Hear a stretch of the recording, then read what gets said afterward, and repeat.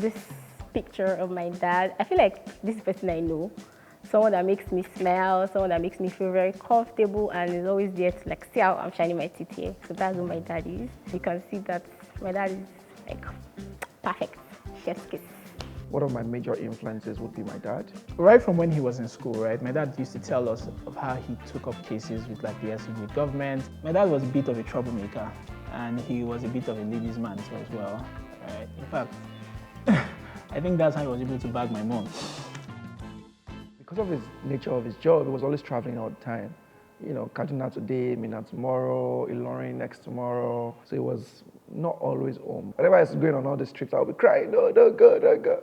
You know, one of the reasons why he actually, you know, took on a lesser role that allowed him, you know, to be home more with us was because he wanted to be closer to us as kids as we were growing up.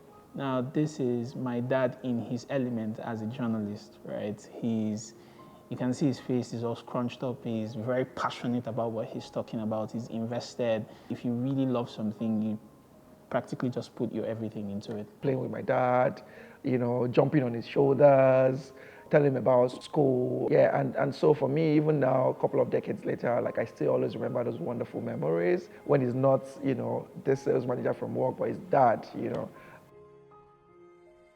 I mean, it was dangerous. I mean, there was a whole lot of coup as part of the military taking over power, and then you would see Black Maria come in the middle of the night and pick someone up, and that's the last you hear of the person, right?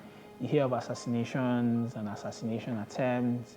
One of the days he came back from work, he looked at us and looked at us and looked at us for a bit, and then just thought to himself, if I continue doing what I'm doing right now, these children might actually grow up without a father. He just knew it was a sacrifice he needed to make. And so he made that decision to quit doing what he was doing and just go into something more mainstream and something more comfortable. It was probably the biggest sacrifice that he has ever made. Every time my dad talks about it, you can tell it was more like a dream he gave up. He became that, and that became everything.